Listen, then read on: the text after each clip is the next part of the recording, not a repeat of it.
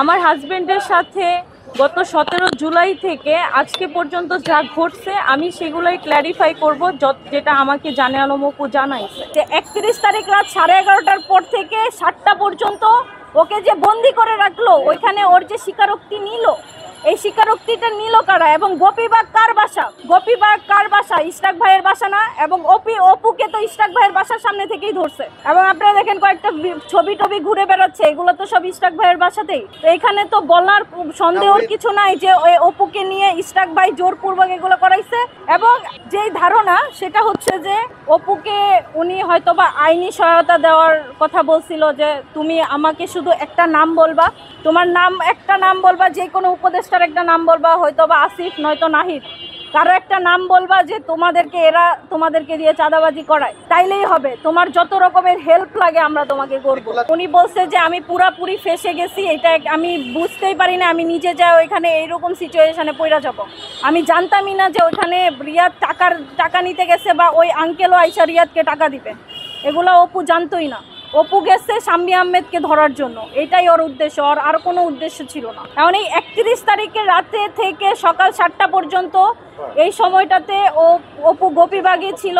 গোপীবাগ থেকে অপুকে অ্যারেস্ট করছে। আপনারা ডিবির কাছ থেকে খোঁজ খবর নেন, ওনারাই তো বলবে ওরা কোত্থেকে নিয়ে আসছে। আমার হাজবেন্ডের সাথে গত 17 জুলাই থেকে আজকে পর্যন্ত যা ঘটছে আমি সেগুলোই ক্ল্যারিফাই করব, যেটা আমাকে জানে আলম আপু জানাইছে। 31 তারিখ রাত 11:30টার পর থেকে 1 তারিখ সকাল 7:30টা পর্যন্ত এই সময়টাতে অপু কিন্তু মিসিং ছিল। এখন মিসিং ছিল বলতে তাকে রাত 11:30 বাজে হচ্ছে গিয়ে দুইটা বাইকে করে তাকে একটা জায়গায় নিয়ে যাওয়া হয়। সেখানে গতকালকে যে অপুর বিবৃতিটা ভাইরাল হয়েছে, অপু সেখানে তার 35 মিনিটের কথায় অনেক কিছু বলছে। এই বিষয়গুলো কিন্তু আসলে অপুকে ওইখানে রেখে কাটসাট করে একটু একটু করে শিখিয়ে দিয়ে এইটাকে অ্যাড করে একটা ভিডিও কালকে প্রকাশ করা হয়েছে। অপুকে মূলত অ্যারেস্ট করা হয়েছে সকাল 7:30 বাজে গোপীবাগ থেকে। হ্যাঁ, অনেকে জানে অনেকে জানে না। গোপীবাগ একজনের বাসার সামনে বা গলি থেকে ওকে অ্যারেস্ট করা হয়েছে, ডিবি অ্যারেস্ট করছে। অ্যারেস্ট করার পরে ওকে কিন্তু 7:30 বাজে অ্যারেস্ট করে 11টার পরে অ্যারেস্ট দেখাইছে। এই যে 4 ঘন্টা এবং 4.5 ঘন্টার সময় অপুকে অমানবিক নির্যাতন করা হয়েছে। ডিবি পুলিশ আমাদেরকে অপুর কোনো সন্ধান দেয় নাই।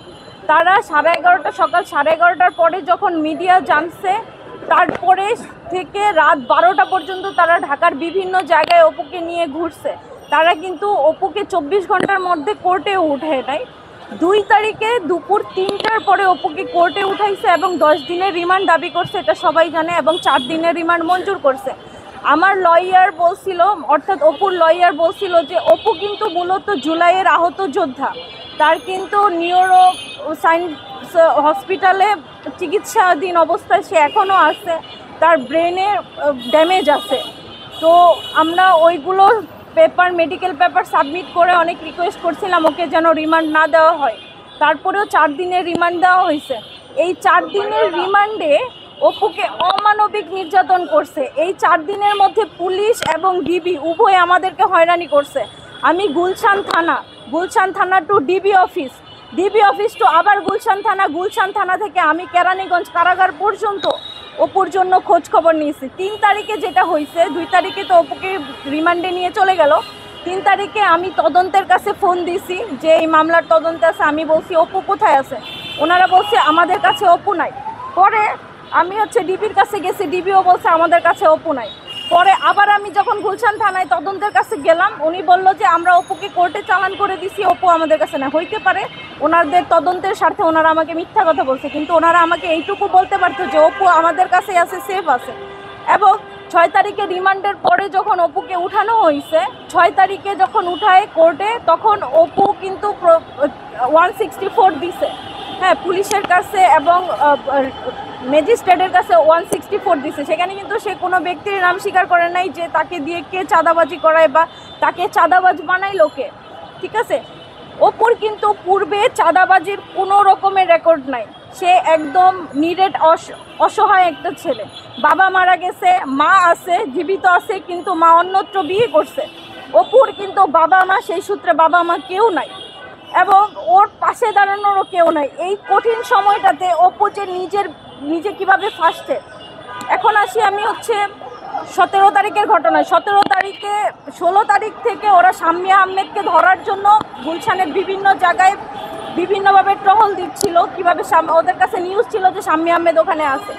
তো শাম্মী আহমেদকে ধরারই মেইন উদ্দেশ্য ছিল। অপু কিন্তু জানতো না পরবর্তী ঘটনা কি হবে বা এখানে চাঁদাবাজির ঘটনা ঘটবে কিনা বা কিছু। এটা পুরাটাই একটা প্ল্যান ছিল, পূর্ব প্ল্যান, যে এই সমন্বয় অথবা আপনার এই এনসিপির নেতাদেরকে দাবায় রাখার জন্য একটা নির্দিষ্ট দল ওদের পিছনে লেগে আছে।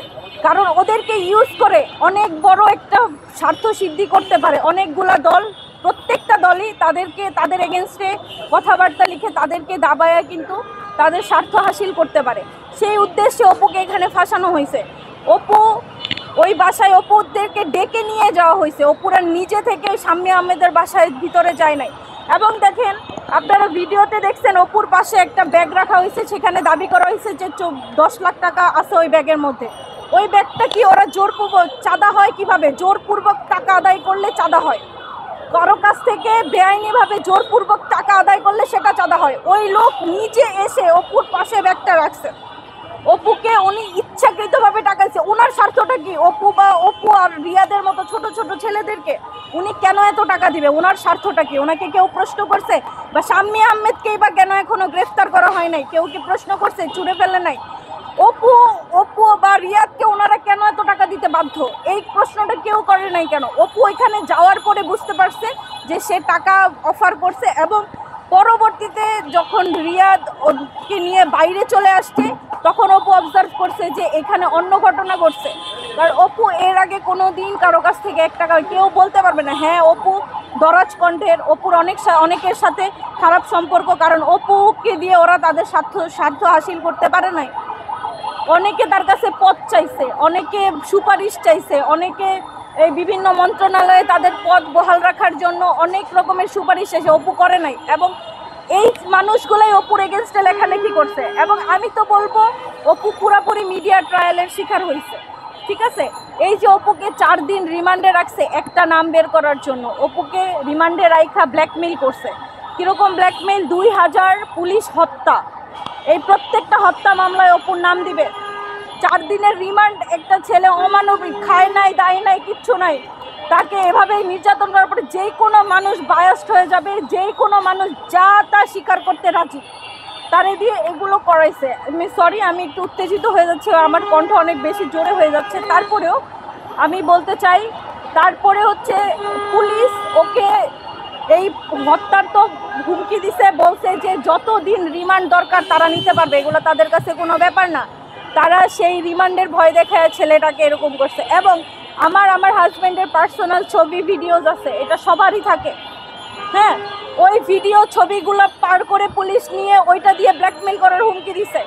একরকম ছেলেকে হিপনোটাইজ করে ফেলছে। অলরেডি ওপর কিন্তু ব্রেনে প্রবলেম আছে, ও কিন্তু আহত যোদ্ধা। এই আহত যোদ্ধা বা সমন্বয়কদের উপর এত রাগ কিসের? সবার রাগ, সবাই এদেরকে দমন করতে চায়, সবাই ওদেরকে পুইতা ফেলতে চায়। এইরকম কেন? শুধুমাত্র সমন্বয়ক এই জন্য তাকে, আপনারা জানেন ওরে কাশিমপুর কন্ডেম সেলে রাখা হয়েছে। 5 জন আসামি, একজন আপনার ফাঁসির আসামিরা যেই সেলে থাকে তাদেরকে সেখানে রাখা হয়েছে। তার অপরাধ বা তার ধারা তো বেশি না, সে যে অপরাধ করছে সে অপরাধের অনুযায়ী তাকে তো সে এর চেয়ে বেশি বলে না যে লঘু পাপে গুরুদণ্ড, সেই গুরুদণ্ড পাইছে। জানে আলম অপু জানতোই না যে ওইখানে চাঁদাবাজি হচ্ছে বা হবে, কিন্তু ইচ্ছা করে তাকে এই বিষয়গুলো বারবার মিডিয়া ট্রায়ালে নিয়ে আসছে। আমি নিজেকে অনিরাপদ মনে করতেছি। আপনারা বলেন যে এতদিন পরে কেন এই ভিডিওটা আসলো? যে ভিডিওটা 1 তারিখ রাত্রেবেলা ধারণ করা হয়েছে, সেটা 14 তারিখে কেন আসলো? 13 তারিখে কেন আসলো? এর পিছনে কার স্বার্থ থাকতে পারে? আপনারাই বের করেন। বাংলাদেশের মানুষ তো এখন বোকা না, সবই বুঝে। ঠিক আছে, আমি মানলাম অপুর দ্বারা একটা ভুল হয়ে গেছে, সে বুঝে নাই, তার জন্য আমি সবার কাছে ক্ষমা প্রার্থী। যে 31 তারিখ রাত 11:30টার পর থেকে 7টা পর্যন্ত ওকে যে বন্দি করে রাখলো, ওইখানে ওর যে স্বীকারোক্তি নিল, এই স্বীকারোক্তিটা নিল কারা এবং গোপীবাগ কার বাসা? গোপীবাগ কার বাসা? ইশরাক ভাইয়ের বাসা না? এবং অপুকে তো ইশরাক ভাইয়ের বাসার সামনে থেকেই ধরছে এবং আপনারা দেখেন কয়েকটা ছবি টবি ঘুরে বেড়াচ্ছে, এগুলো তো সব ইশরাক ভাইয়ের বাসাতেই। তো এখানে তো বলার সন্দেহর কিছু নাই যে ওই অপুকে নিয়ে ইশরাক ভাই জোরপূর্বক এগুলো করাইছে। এবং যেই ধারণা সেটা হচ্ছে যে অপুকে উনি হয়তোবা আইনি সহায়তা দেওয়ার কথা বলছিল, যে তুমি আমাকে শুধু একটা নাম বলবা, তোমার নাম একটা নাম বলবা, যে কোনো উপদেষ্টার একটা নাম বলবা, হয়তোবা আসিফ নয়তো নাহিদ, কারো একটা নাম বলবা যে এরা তোমাদেরকে দিয়ে চাঁদাবাজি করায়, তাইলেই হবে, তোমার যত রকমের হেল্প লাগে আমরা তোমাকে করব। উনি বলছে যে আমি পুরাপুরি ফেসে গেছি, এটা আমি বুঝতেই পারি না, আমি নিজে যাই ওইখানে এইরকম সিচুয়েশনে পড়া যাব। আমি জানতামই না যে ওইখানে রিয়াদ টাকা নিতে গেছে বা ওই আঙ্কেলও আইসা রিয়াদকে টাকা দিবে, এগুলো অপু জানতোই না। অপু গেছে শাম্মী আহমেদকে ধরার জন্য, এটাই ওর উদ্দেশ্য, আর কোনো উদ্দেশ্য ছিল না। এখন এই 31 তারিখে রাতে থেকে সকাল 7টা পর্যন্ত এই সময়টাতে অপু গোপীবাগে ছিল। গোপীবাগ থেকে অপুকে অ্যারেস্ট করছে। আপনারা ডিবির কাছ থেকে খোঁজ খবর নেন, ওনারাই তো বলবে ওরা কোত্থেকে নিয়ে আসছে।